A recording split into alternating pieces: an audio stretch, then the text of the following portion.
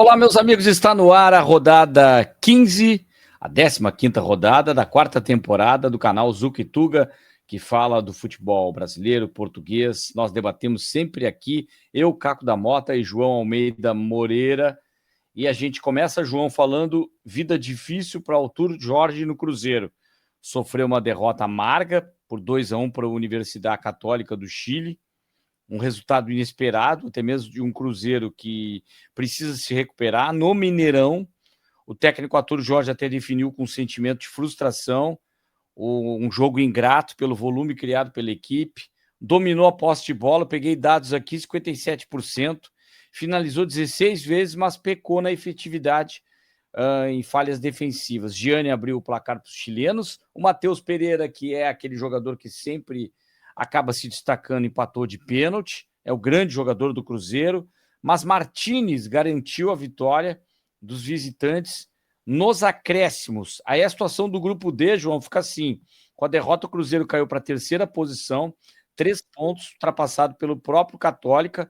O Boca Juniors é o líder isolado com 6 pontos, 100% de aproveitamento, e o próximo jogo é justamente contra o Boca Juniors, né, da Argentina, dia 28 de abril, terça-feira, no Mineirão. Um jogo que recebe e que às vezes é uma oportunidade, ainda antes tem, para a gente fazer esse compilado. A situação no Brasileiro ainda está numa zona de rebaixamento, embora já tenha conseguido uma breve recuperação, e encara, recebe o Grêmio neste final de semana. O Grêmio que daqui a pouco a gente vai falar também em termos de sul-americanas, recuperando, mas de uma forma difícil, meio sofrida também. Arthur Jorge, fica também a notícia e o que se discute, o que surpreende, contrato até 2027, já renovado para 2030. Mas primeiro antes de falar sobre essa renovação, eu queria saber a tua impressão a respeito desse momento que vive o Arthur Jorge. É um começo difícil, diferente do esperado. Talvez ele pudesse começar já conseguindo resultados melhores mais cedo, né, João? Tudo bem? Olá, Caco, olá a todos. Sim, é momento de oscilação ainda, não é? O Cruzeiro realmente começou muito mal e não é fácil colocar logo no rumo, logo nos trilhos, assim, de repente. Eu acho que o Arthur Jorge entendeu bem a situação, diagnosticou bem, teve alguns resultados positivos, mas haverá sempre de haver alguns negativos. Este com a Universidade Católica me pareceu um resultado negativo e meio que injusto. Não injusto, né? O futebol é injustiça, a velha questão, mas meio que enganoso, ou seja, não acho que o Cruzeiro tenha jogado assim tão mal, não jogou bem, ainda falta muita coisa para fazer no Cruzeiro, mas não jogou assim tão mal. Era um jogo que poderia dar um empate e de repente não teria tanto esse ar de crise, não estaríamos a falar tanto desse clima de crise que atinge o clube. Entretanto, e já me adiantando, né, a questão da renovação é muito interessante, né? Vê-se que o presidente Pedro Lourenço, apesar de ser muito torcedor, né, muito sanguíneo, muito emocional, muito passional em relação ao Cruzeiro, ele tem atitudes de gestão muito acertadas, né? Eu recordo que o Leonardo Jardim não saiu porque ele quisesse, pelo contrário, o Leonardo Jardim disse que tinha um problema pessoal e acabou indo para o Flamengo meses depois, porque o Pedro Lourenço estava disposto a manter uma relação também longa com o Leonardo Jardim no Cruzeiro. O Tito saiu porque realmente não se estava vendo resultados, e o Tito talvez esteja numa fase de forma, né? Se é que os treinadores também têm forma, porque têm, né? É uma fase da forma da sua carreira que está meio ruim, né? E portanto ele sentiu que não valia a pena continuar, mas de resto tem sido um presidente que me parece, dentro de toda essa passionalidade, dessa emoção, ter atos de gestão que são contra a natureza do futebol em geral e do futebol brasileiro em particular, não é? Essa história de renovar com o Arthur Jorge naquele momento é realmente digno de aplausos, né? É evidente que foi antes desta derrota com o Católica e tal, mas é sinal de que ele entendeu, esse treinador é bom, já ganhou uma Libertadores aqui no Campeonato Brasileiro pelo Botafogo. Eu estou vendo que o trabalho dele é positivo, é trabalhador, tem boa relação com os jogadores, etc. Portanto, não há razão nenhuma, mais empate, mais derrota, mais vitória, mais não sei o quê, para a gente não conseguir não tentar fazer um trabalho de longo prazo. Portanto, eu acho que se a gente tivesse aqui algum quadro de altos e baixos da semana, eu acho que o alto da semana seria o Pedro Lourenço.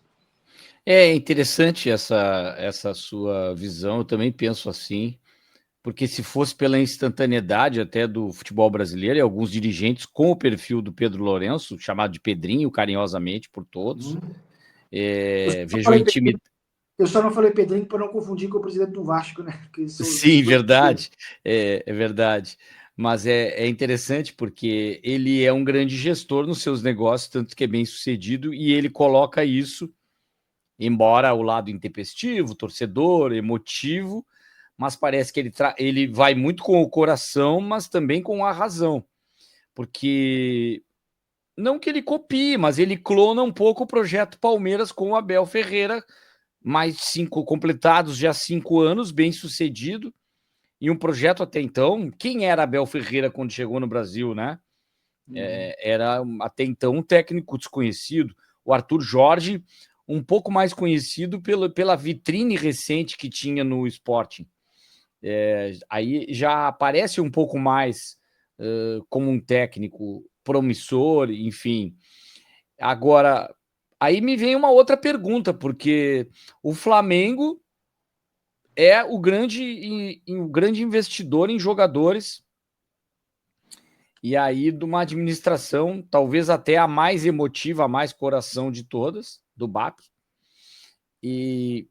mas que também abre mão de um técnico brasileiro, o Felipe Luiz, por um projeto que estava dando certo no Cruzeiro, como você falou, e foi o Leonardo Jardim que quis sair, mas parece que a gente pode ter um cenário, João, de longo prazo, de 3 técnicos portugueses e europeus, no caso, que chama atenção também, e não aquela escola sul-americana, dominando o futebol brasileiro. E aí eu tento encontrar, olhando no radar, qual é aquele que pode ameaçar um pouco esses treinadores todos, inclusive o técnico da seleção brasileira é italiano, Carlo Ancelotti. Nada contra isso, estou querendo fazer um cenário de que o que acontece no Brasil é que ele se dá conta de que o mercado é global, pegando o que há de melhor de fora para que os times sejam mais competitivos e tenham projetos de longo prazo. Aí eu olho um pouco assim para o casamento recente daquele que é o técnico que parece, entre tantos outros, que até teve uma chance na seleção brasileira, mas não conseguiu, mas que, a meu ver, parece ser aquele que pode, com uma maturidade, competir com esses treinadores, que é o Fernando Diniz, agora no Corinthians, que é ainda mais usando até, parafraseando um pouco, um bando de loucos, a administração, é tudo uma loucura no Corinthians. Não é nada projetado, planejado. Aí é aquela loucura do futebol brasileiro. Mas existe alguém que possa bater de frente com esses projetos e o perfil desses treinadores tão bem encaixados, e daqui a pouco a gente vai ampliar para o Grêmio e para o próprio Botafogo, que também tem português no seu comando, João.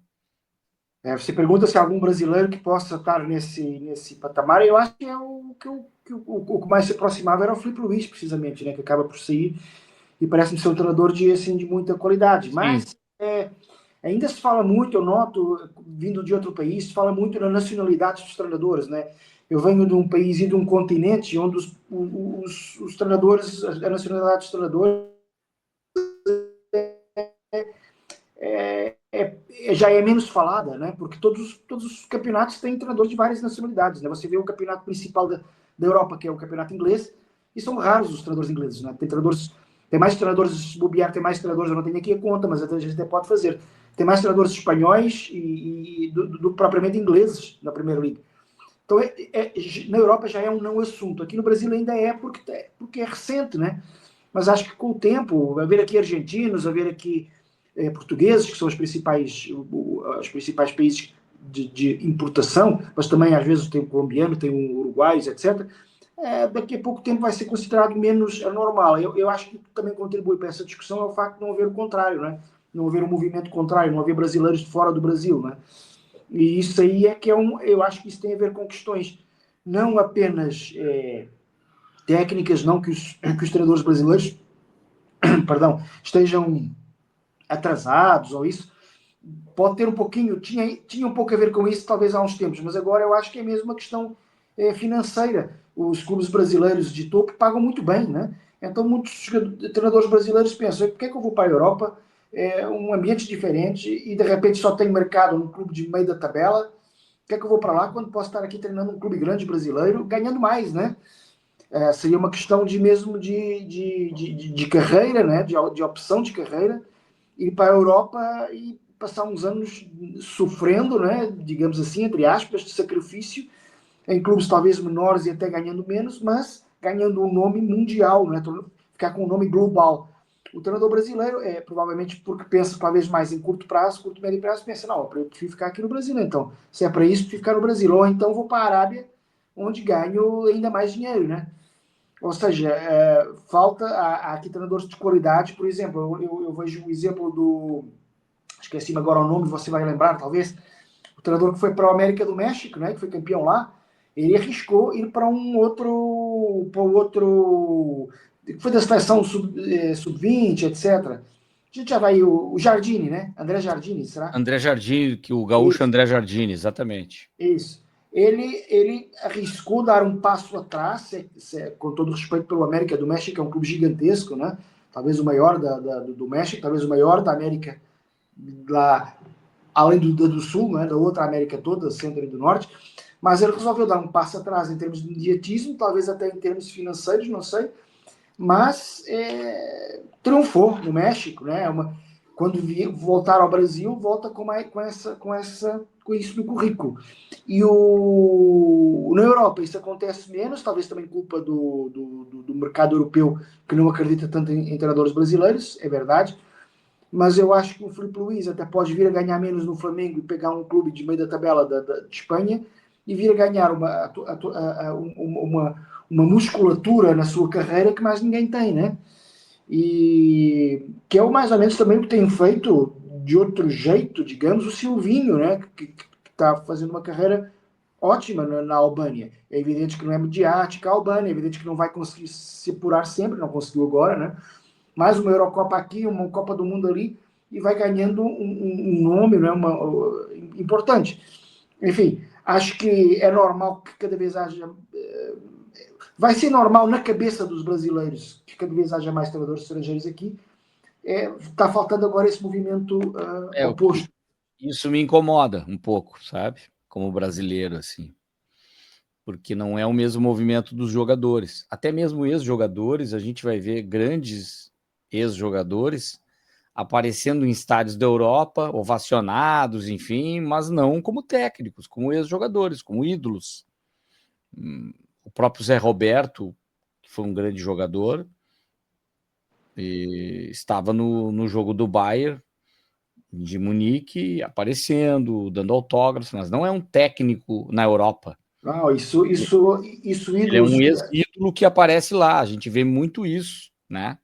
isso ídolos como jogadores, isso há dezenas, né? Os jogadores brasileiros continuam com a sua reputação altíssima. Agora treinadores é que está menos, né? Houve aquela fase Felipe Luiz. de O Felipe, Vanderlei Luxemburgo e de Luís Filipe Scolari. O Luís Filipe Scolari teve muito sucesso em Portugal, o Vanderlei Luxemburgo não teve no Real Madrid, mas também podia ter tido, né? Enfim, e agora realmente há menos. O Tite tentou esse movimento e não conseguiu, né? Talvez porque tenha pensado, talvez porque tenham surgido talvez convites de clubes italianos no meio da tabela e ele achou que não valia a pena, achou que era um passo atrás na carreira, mas talvez não fosse, né?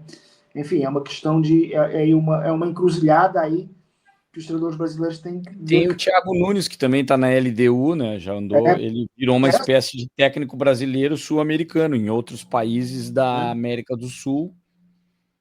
O André Jardine no México.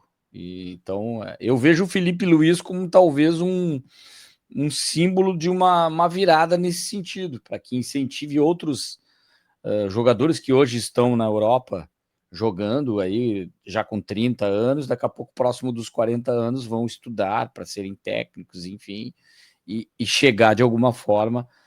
A gente vê muitos jogadores inteligentes que preferem comentar futebol, ir para televisão, e a gente acaba não tendo treinadores com a mesma qualidade. Eles vão muito mais para a mídia, para serem empresários, né? Ou terem outros negócios ligados ao futebol, mas não o estudo, o pensamento, a dificuldade que é ser técnico de futebol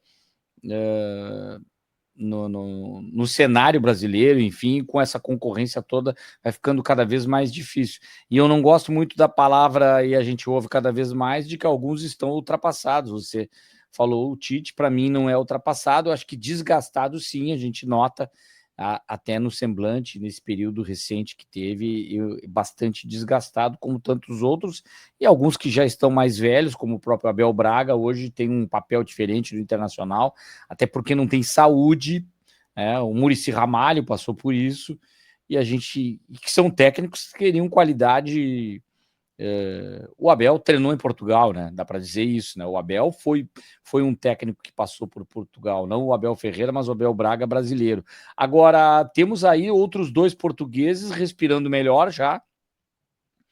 O Franklin Carvalho, que chega à sua primeira vitória pelo Botafogo, uma vitória heróica de virada, gol do Danilo no final, no El Cilindro, diante do Racing, que, aliás, vem numa sequência muito ruim, perdendo jogos no Campeonato Argentino, mas eu vejo assim um símbolo desse novo Botafogo, é um grande jogador que pode ser o grande jogador da seleção brasileira no meio de campo, que vive um grande momento, é o Danilo, que faz o gol no finalzinho, salva uma vitória, que coloca o Botafogo agora numa situação bem melhor na Sul-Americana, liderando seu grupo, um grupo difícil, pelo fato de ter o Racing, mas como visitante ao Racing, o Botafogo já passa por cima, depois de ter empatado com o Caracas, e aí consegue, de certa forma, ser o seu líder e um cenário um pouco melhor para o Franklin. E aí vou falar do Luiz Castro, que o cenário não é tão bom assim, embora tenha vencido o Deportivo Riestra, que fez uma retranca assim impressionante, e aí no finalzinho, numa jogada que o Amuso acaba chutando no final, o Grêmio vence, mas aí dá uma respirada num grupo que tem um Montevidéu City, que é mais uma daquelas equipes de investimento do Grupo City, e até diferente do Bahia, porque não é um clube tradicional e que pode ser até mais absorvido em termos de cultura, de jogadores e influência do Manchester City, porque o Bahia tem muita influência, mas ele tem a sua identidade histórica já do Bahia. O Montevidéu City nem tanto, mas tem demonstrado com jovens jogadores, até ganhando do próprio Grêmio, mas com essa vitória e uma derrota, o Luiz Castro também respira melhor. E aí são 2 técnicos, eu vejo o Luiz Castro como talvez conseguindo se manter no cargo, porque existe muita pressão já para cima do Luiz Castro, por não ter conseguido encaixar o meio de campo, o time não está conseguindo ter o desempenho que se esperava, mas o presidente Odorico Roman, que assumiu agora, falou que será um ano de travessia. O que é travessia, na minha opinião, João? Travessia, eu penso assim como uma travessia de um barco, sair de um lado e chegar ao outro lado. É mais ou menos fazer o que fez no ano anterior, um pouquinho mais e nem tão pouco menos. Que seja o quê? Não é obrigado a ganhar nenhum título, me parece isso, e o torcedor do Grêmio vai ter que resistir. Não é ganhar título algum, a não ser o Campeonato Gaúcho, que tinha perdido para o Internacional, retoma o Campeonato Gaúcho com o Luiz Castro, e se der, no mínimo, manter a vaga para a Sul-Americana, ou até claro que o objetivo do Grêmio, acredito que seja a vaga para a Libertadores. Caso haja uma arrancada na própria Sul-Americana e na Copa do Brasil, o Grêmio pode, de alguma forma, pensar o que fizeram Vasco e Corinthians, que nem tinham grandes equipes assim, mas aos trancos e barrancos chegaram numa decisão. Eu vejo o Botafogo da mesma forma, mas com um elenco e alguns jogadores E uma administração que costuma contratar e investir bastante, do John Textor, embora algumas dívidas, sempre alguma confusão, mas com o Danilo e outros jogadores pode sim encaixar e até ser um dos candidatos ao título da Sul-Americana, Botafogo. Sim, são clubes mais ou menos. Curiosamente, o Botafogo é o ex-clube no Brasil, do Luiz Castro, né? E o John Textor também admitiu no primeiro ano do Luiz Castro que seria uma espécie de travessia também, né? Embora o projeto do Botafogo seja financeiramente mais ambicioso do que o atual do Grêmio, não está em causa, evidentemente, o tamanho dos clubes, são os dois gigantes, mas o Botafogo, por causa da questão da SAD, estava com mais ambição, tanto que contratou jogadores extraordinários e depois acabou por ter os sucessos que teve já sobre o comando do Arthur Jorge. Mas a verdade é que sim, se o Grêmio entender que esse é um ano de travessia, está no bom caminho, eu acho, porque está a despedir treinador para colocar outro agora, enfim, não faz muito sentido. Será que o novo vai fazer melhor? Eu li o Arthur, o jogador de meio campo, dizer no final do jogo que a equipe está 100% com o treinador e tal. Pode ser um bom princípio, que as pessoas entendam o trabalho dele, que não é um trabalho, até pela própria personalidade do Luís Castro, não é um trabalho que se impõe logo de imediato. Ele é uma figura mais tranquila, mais calma, mais educada, não é aquele treinador que chega e já muda tudo. Então acho que se houver um pouquinho de paciência, eu acho que o Grêmio vai acabar por colher frutos. Em relação ao Botafogo, vitória importantíssima, né, na casa do Racing, também com o benefício de estar à porta fechada. Eu não vi o jogo, né? Eu não consegui ver o jogo, mas vi agora um resuminho. Teve esse benefício porque a torcida do Racing realmente impõe um respeito diferente. E o Danilo, que eu acho que ainda é cedo para balanços, mas você vai concordar comigo provavelmente, que é o melhor jogador do Brasileirão até agora. O jogo não é de Brasileirão, né? Mas, falando de Brasileirão, que já vai em 10 ou 11 rodadas, é o melhor jogador. Eu no início estava... Sim, concordo.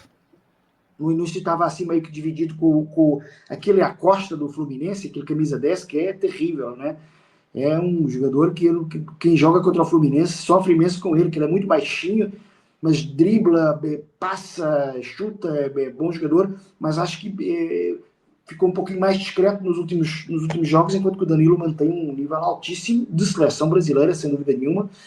Eu infiro pelas suas palavras que você até já está achando que ele pode ser titular, né? Nesse caso seria no lugar do Bruno Guimarães, provavelmente, porque talvez ainda parta atrás, mas o Bruno Guimarães com lesões, enfim, vai dar aí uma dor de cabeça boa pro Ancelotti. Não sei se você quer falar mais sobre isso ou se a gente passa já para aquela dor de cabeça. Não, dá para.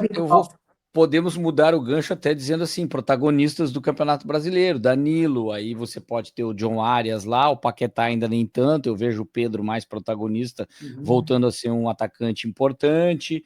Você começa a olhar jogadores, o próprio Carlos Vinícius do Grêmio, o Amuso, alguns jogadores que vão se destacando, vão sendo importantes. Você vê essa questão do próprio... A gente não vê o Hulk tão protagonista como antes, mas aquele que a gente espera um pouquinho maior de protagonismo no Santos, não que não teve, é de novo o Neymar, é o nosso próximo assunto, colecionando vexames, já pedindo desculpa, que discutiu com o torcedor após o empate do Santos com o Deportivo Recoleta, 1-1. Ele fez um bom jogo, ele fez gols, ele deu passe para o Gabigol, que errou gol, mas depois ele também erra um gol. E aí fica debatendo, parece um podcast ensaiado, né? Aquilo parece até se a gente olhar, parece aquele bastidor de documentário, assim, que você tem uma câmera acompanhando o Neymar e ele discutindo com os torcedores. Chamou até de gordinho, pesado, alguma coisa nesse sentido. Eu achei, assim, olha, um vexame, uma vergonha. Agora ele pede desculpa. É sempre assim, né? O Neymar, ele comete um erro e depois ele fica pedindo desculpa na rede social, no seu Instagram, que ele tem milhões de seguidores. É uma situação cada vez mais difícil de comportamento e futebol dentro de campo. E é também gancho o assunto que a gente estava falando de dor de cabeça boa do Ancelotti, e ele é cada vez mais uma dor de cabeça ruim, não é? Porque o Ancelotti até deu uma moral, numa entrevista, penso que é o L'Equipe, acho que foi, né? Foi uma entrevista a um jornal fora, que disse que não, que o Neymar está a fazer os possíveis, está a fazer o trabalho dele para ir para a seleção, que é jogar, tentar se dedicar, mas a verdade é que a cada semana o Neymar parece que faz um trabalho contrário a ele próprio. E você falou em documentário, e é curioso que eu também pensei nisso, eu acho que é hoje ou amanhã, ou por um desses dias que estreia um documentário sobre o Ronaldinho Gaúcho num desses streamings por aí, e o Neymar vai dar um documentário ótimo, né? Porque é só altos e baixos, é só problemas aqui e lá, etc. Vai dar um documentário da vida do Neymar, né? Já houve problema de ameaça de estupro, ameaça não, suspeita de estupro a uma menina, né? Que foi durante uma Copa América. Ele já ganhou foi ele que a principal figura que deu a medalha de ouro em Jogos Olímpicos de futebol para o Brasil. Ele ganhou uma Liga dos Campeões, mas depois já teve tantos problemas, ou seja, tantos altos e baixos, que aquilo vai dar uns 10 episódios, pelo menos. Só que o Neymar podia ser mais do que figura de documentário. Eu acho que ele está precisando de alguém, algum guru de autoajuda, alguém que diga, ó, Neymar, agora concentra, agora esquece torcedor, agora esquece o futebol do Kings League, esquece póquer, esquece tudo. Se dedica agora nesses meses, só que eu acho que já não vai ter tempo, né? Estamos a Copa do Mundo é daqui a. Não lembro quando dia começa, mas já falta menos de 2 meses, né? E se era uma conversa que eu devia ter tido consigo próprio, ou com a ajuda de algum guru ou de alguma pessoa, há um ano, né? E a Não, verdade daqui a pouco é 40 dias, 45 é. dias, vai Então, agora, passando cada semana, daqui a pouco é um mês.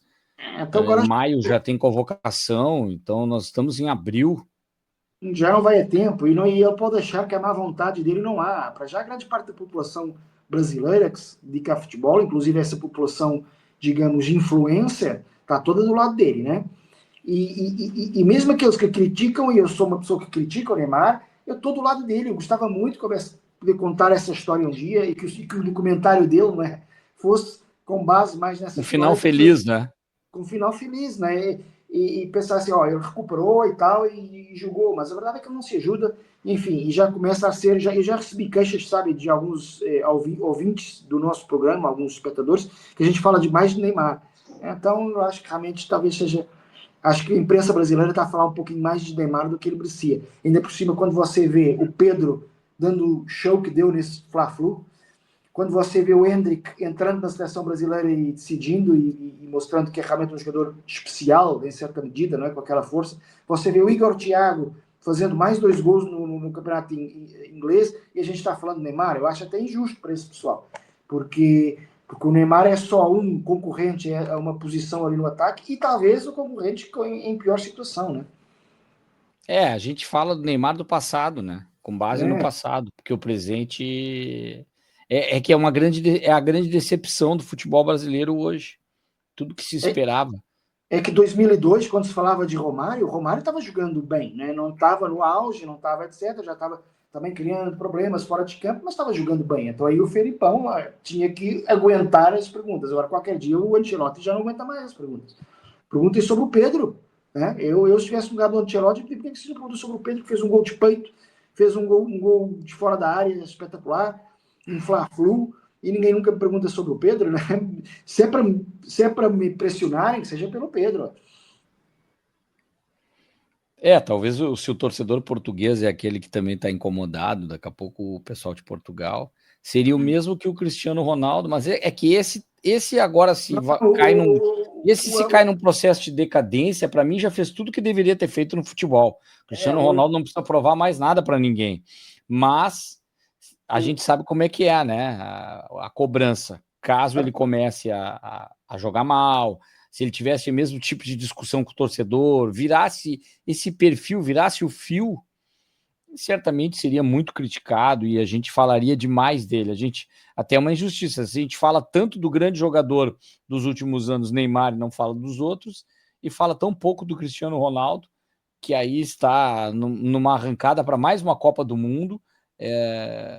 Com uma grande equipe portuguesa, um grande elenco, mas falaremos muito sobre isso, e virando até a gente falando do esporte, caiu na Champions, antes do derby com o Benfica, depois tem um jogo ainda da taça com o Porto, mas que fez um jogo de enfrentamento, chegou muito próximo do gol, também poderia ter sofrido, foi um jogo aberto contra o Arsenal, um placar apertado para o Arsenal, mas é que conseguiu a vantagem no José Alvalade e levou essa vantagem com o campeonato da Inglaterra muito acirrado. Esse final de semana tem Manchester City e Arsenal, o City ganhando todos os jogos, porque tem um jogo atrasado, pode ser o campeão, o que é uma grande decepção para o torcedor do Arsenal, e essa classificação talvez tenha sido o Arteta mais pragmático possível, assim, eu não posso ser eliminado pelo Sporting, levar para uma prorrogação, ter um sofrimento, um desgaste, e foi do jeito que deu.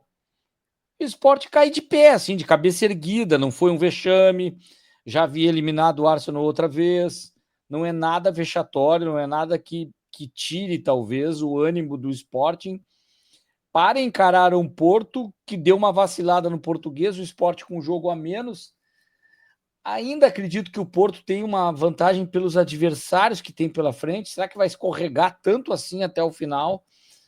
Mas que deu uma certa emoção ainda no Campeonato Português até o final, pelo lado do Sporting, só que agora tem que passar pelo Benfica, e quem sabe José Mourinho, que não tem nenhum grande acontecimento ainda no Campeonato Português, possa fazer algo de diferente, já pensando no Benfica da próxima temporada, batendo de frente com nesse derby, que vai, de certa forma, sempre é um jogo interessante, né, João?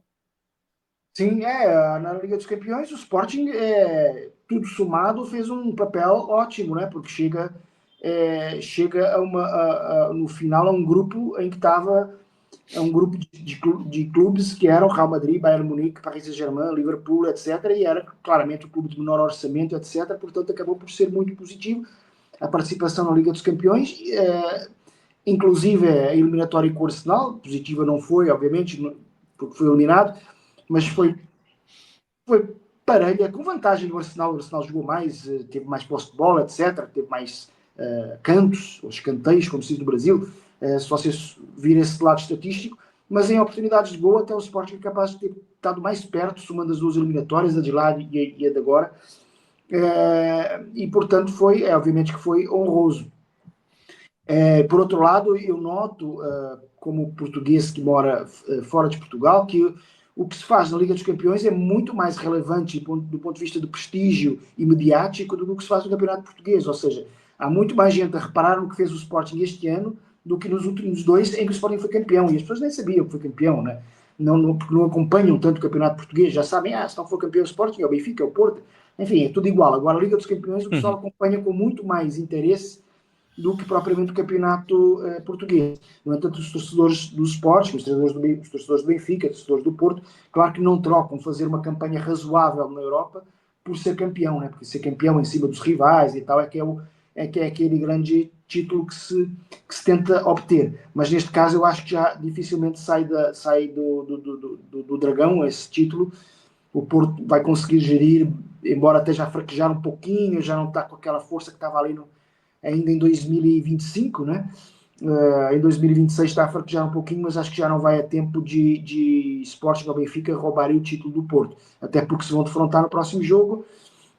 Jogo sempre, obviamente, como se fala de todos os derbys e clássicos, etc., imprevisível, apesar de eu achar o Sporting uns 2 degraus à frente do Benfica em termos de equipa, em termos de futebol, em termos de momento. Mas o Benfica de Mourinho é uma equipe, como aliás todas as recentes equipes do Mourinho, que peca muito no processo, para usar a expressão que se usa agora no futebol, no processo ofensivo. O Mourinho não consegue fazer as suas equipes ganharem jogos fáceis, golear, etc. Mas, no entanto, em jogos desses grandes, o Mourinho mantém mais ou menos intactas aquelas qualidades que ele tinha de processo defensivo. Né? O Benfica está muito difícil de bater em jogos contra times mais ou menos do mesmo nível. Tanto que jogou 2 vezes. Está invicto, né, no campeonato. Está invicto, é o único invicto. Jogou 2 vezes com o Porto e empatou as duas, jogou com o Sporting e empatou, mesmo jogos europeus manteve ali, conseguiu empatar, portanto um jogo Sporting-Benfica, até mesmo sendo em casa do Sporting, em Alvalade, não deve assustar muito o José Mourinho, e até porque também as características do José Mourinho, não apenas em campo, mas fora de campo, ser muito confrontacional, gostar muito destes mind games, como se diz, estes jogos mentais nas coletivas, eu acho que ele está muito vocacionado ainda para estes jogos grandes e menos para jogos pequenos. E, portanto, acho que o Benfica pode equilibrar muito esse jogo e se der empate, voltando ao ponto anterior, se der empate aí o Porto pode festejar já o título, né? E se mesmo que der vitória do Benfica, eu acho que já pode festejar. Só se der vitória do Sporting, é que o Porto ainda continuará sob aquela pressão, até porque tem um jogo depois da hora que nós gravamos este programa com o Nottingham Forest para a Liga Europa, né? E portanto ainda está envolvido noutras competições, e depois Sporting e Porto vão se defrontar na Taça de Portugal semifinal, que é quase uma final antecipada, porque quem passar essa eliminatória vai jogar na final contra FAF ou Torriense, dois clubes que nem da primeira divisão são, portanto dificilmente haverá uma surpresa na final da Taça de Portugal. E na Liga Europa tem o Braga também, né? E tem o Braga também na Liga Europa, que empatou em casa com o Betis, e enfim, obviamente tem chance, o Betis é favorito, vai jogar em casa, o futebol espanhol está uns degraus acima do futebol português, sem dúvida absolutamente nenhuma, e portanto um clube como o Betis provavelmente lutaria pelo título em Portugal. O Braga não luta pelo título, luta por ficar em terceiro, quarto, vai. E por isso o Betis é favorito, mas pode acontecer, né? Quem sabe o Braga não ganha um 0 lá. Falamos de craques, destaques, jogadores, mas tem aquela, hoje na nossa língua que nos desune, expressões que falam a respeito daquele jogador que não joga nada, que a gente usa muito perna de pau, né? E jogador ruim, que acaba sendo no futebol brasileiro, que tem a ver também com cabeça de bagre, o cara que não pensa, né? E aí no futebol brasileiro tem aquele cara que é o bagre, né? E aí em Portugal é outra expressão completamente diferente para isso.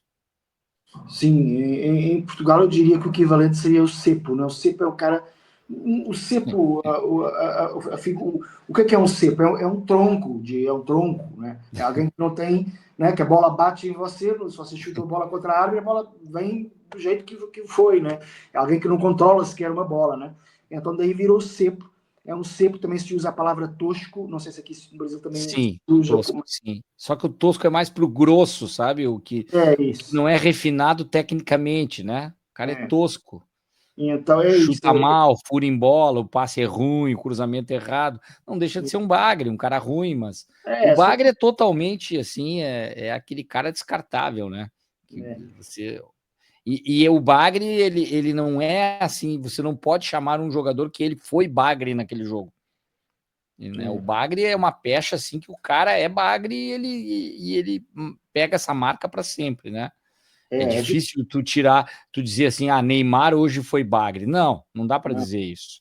Não tem isso. Neymar foi mal, não jogou nada, mas ele não pode ter essa pecha, porque como ele foi um craque e jogou muito e se espera dele, você não pode chamar ele de bagre. O bagre é o cara que realmente não tem condição, não sei por que tá ali, por que escolheu o futebol, é ruim mesmo. É o cara. Agora eu gostei do cepo, né? O cepo, a palavra também, ela pega pesado, assim, o cara ter essa pecha de ser o cepo não é legal, não.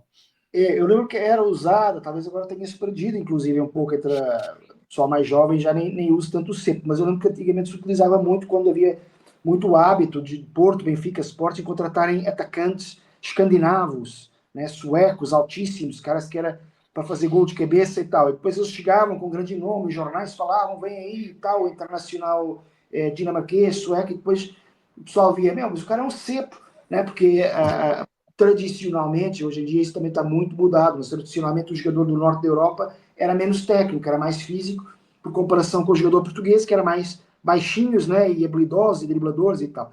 Então, tanta coisa, tanto dinheiro, tanta coisa, tanta mídia para contratar um cepo.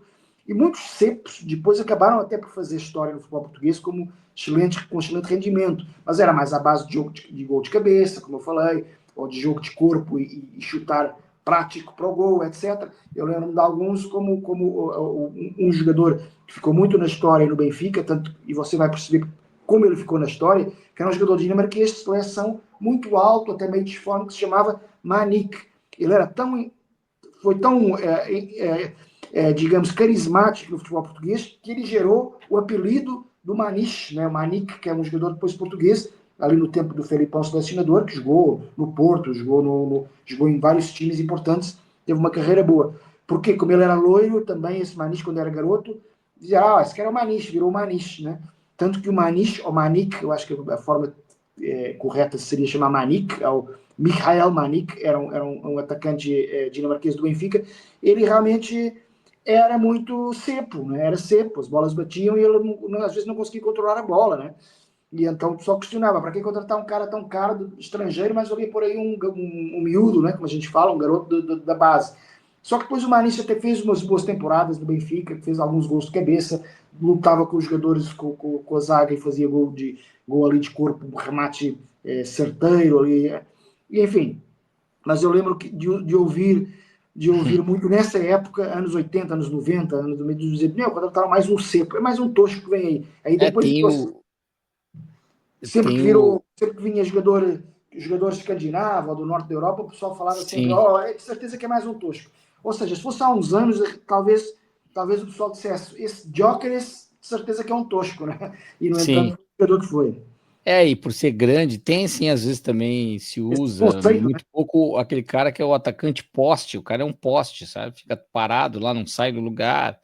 O Cone também se usou, o Fred pegou um pouco essa pecha, né, numa Copa, enfim, que Só é que um atacante que ficava parado, que, o que não Pedro se tem mais ou mexia.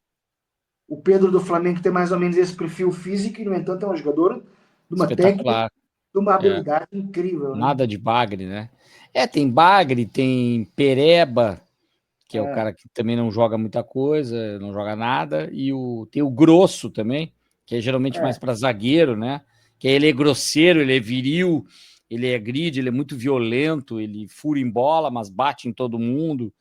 E aí tem muito a ver com o nosso futebol regional, os estaduais, aí sempre tem aquele zagueirão grosseiro, mas é que é meio patrão do time, mas que ninguém tem coragem também de encarar o cara, porque aí os caras dizem, bate até na mãe, né? Aquele cara que é muito grosseiro, mas é interessante, bagre ou cepo são palavras completamente diferentes, mas que na língua que nos desune significa a mesma coisa. Legal, João. A gente se encontra na próxima rodada, a 16ª, com desdobramentos aí, Campeonato Português, Campeonato Brasileiro tem grandes jogos também, inclusive esse duelo aí de Arthur Jorge e Luiz Castro, que é Grêmio e Cruzeiro, um jogo Cruzeiro e Grêmio, na verdade, no Mineirão, um jogo muito interessante para a gente acompanhar e certamente teremos repercussões aqui também no Zuca e Tuga. Valeu, João, até a próxima. até a próxima, Caco. Um abraço a todos.